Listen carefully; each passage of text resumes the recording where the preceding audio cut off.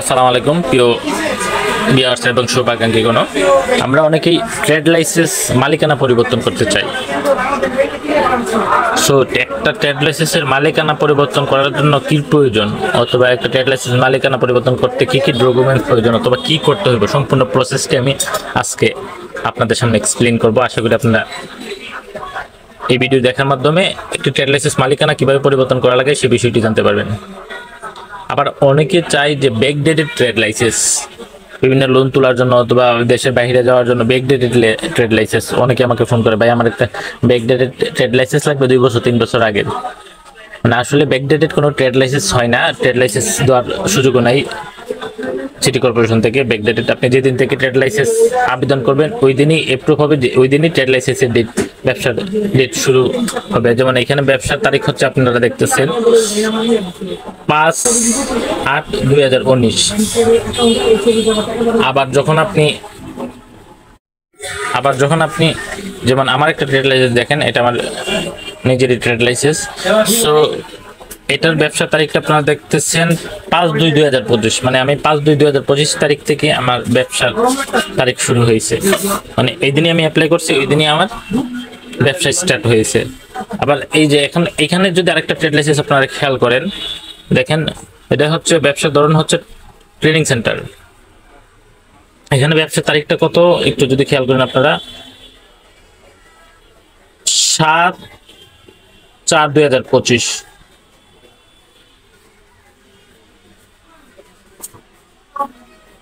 মানে এপ্রিল মাসের 7 তারিখে এই ট্রেড লাইসেন্সটা এপ্রুভ হয়েছে, মানে ওই দিন থেকে ব্যবসার ডেট শুরু হয়েছে।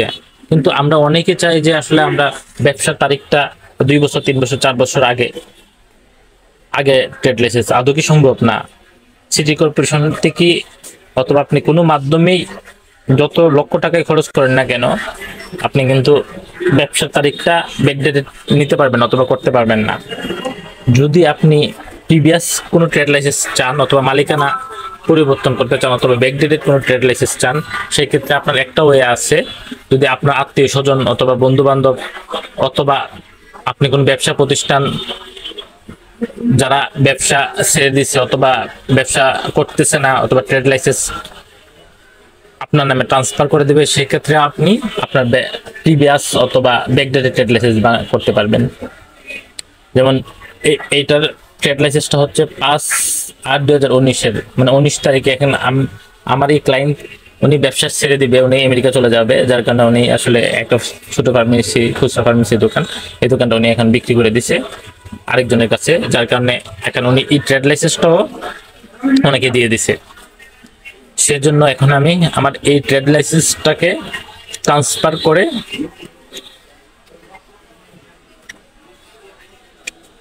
দিয়ে দিব রেজাউল করিম বাইকে, যেটা আপনারা পরবর্তী ভিডিওর মাধ্যমে দেখতে পারবেন। ওনার নামে ট্রেড লাইসেন্সটা আমি ট্রান্সফার করে দিব।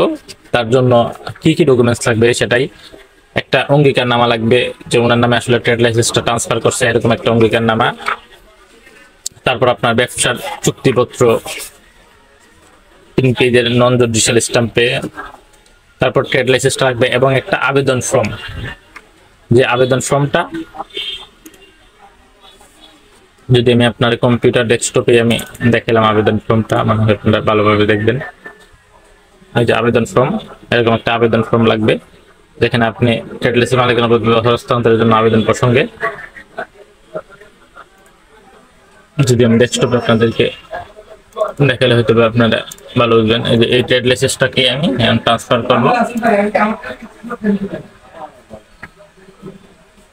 আরেকজনের নামে, মালিকানা পরিবর্তনের আবেদন। এই এরকম একটা আবেদন ফর্ম আপনার যে এরিয়া আছে সেই অনুযায়ী কর কমিশনার বরাবর আবেদন করতে হবে ট্রেড লাইসেন্স পরিবর্তনের জন্য অথবা হস্তান্তরের জন্য। এইভাবে আপনি আবেদন করে ডিরেক্ট সিটি কর্পোরেশনে বরাবর।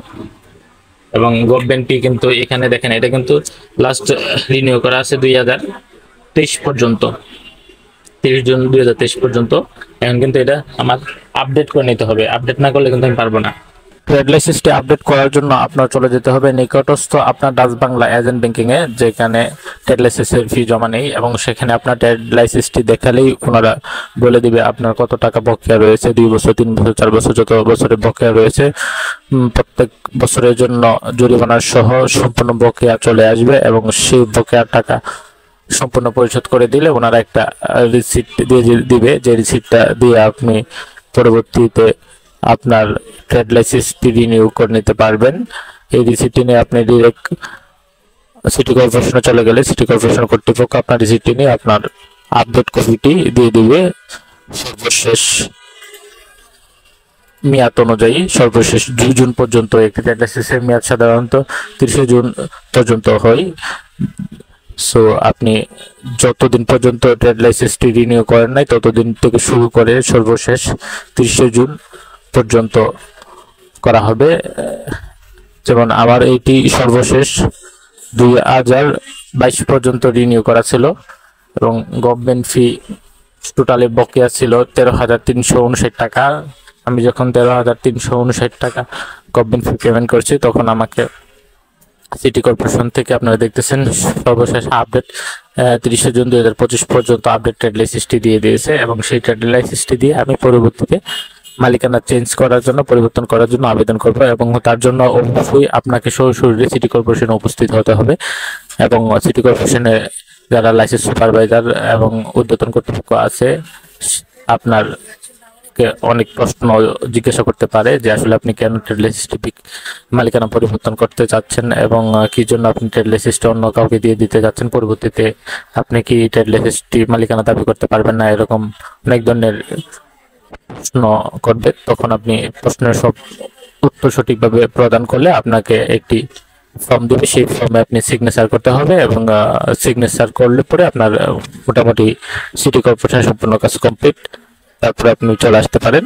তখন সিটি কর্পোরেশন কর্তৃপক্ষ যাচাই বাছাই করে 7 দিন 8 দিন 10 দিন, অনেক ক্ষেত্রে আরো বেশি সময় লাগতে পারে, তারা মালিকানা পরিবর্তনের জন্য আবেদন করে দিবে, যেটা আমি আপনাদেরকে পরবর্তীতে দেখিয়ে দিব আমার আরেকটি ভিডিওর মাধ্যমে।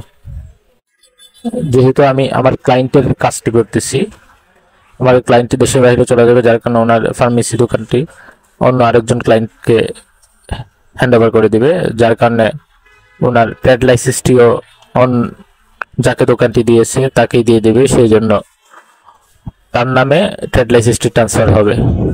যেহেতু আমি সব ফর্মালিটি কমপ্লিট করে ফেলেছি এবং তার নামে ফাইলটা ট্রান্সফার করার জন্য যা যা প্রয়োজন ডকুমেন্টস, সবগুলো ডকুমেন্টস রেডি করেছি, সেই সাথে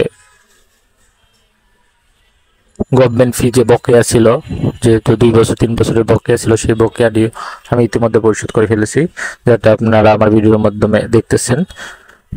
বকেয়া ছিল প্রায় 13,000-এর মতো, যেটা আমি ডাচ বাংলা ব্যাংকের মাধ্যমে পেমেন্ট করেছি। পেমেন্ট করার পর আমি সবগুলো ডকুমেন্টস নিয়ে ডিরেক্ট সিটি কর্পোরেশনে চলে এসেছি, এবং সাথে আমার ক্লায়েন্টকেও নিয়ে এসেছি। যে ব্যক্তির ট্রেড লাইসেন্সটি এখন বর্তমানে আছে, মেইন মালিক যে এখন বর্তমান ট্রেড লাইসেন্সের, তাকে নিয়ে ডিরেক্ট সিটি কর্পোরেশনে এসে ট্রেড লাইসেন্স অফিসারের সাথে সাক্ষাৎ করিয়ে কথাবার্তা বলে ট্রেড লাইসেন্স অফিসার তাকে অনেক কিছু জিজ্ঞাসাবাদ করেছে, কেন ট্রেড লাইসেন্সটি দিয়ে দিবে সেই কারণ দর্শানোর জন্য।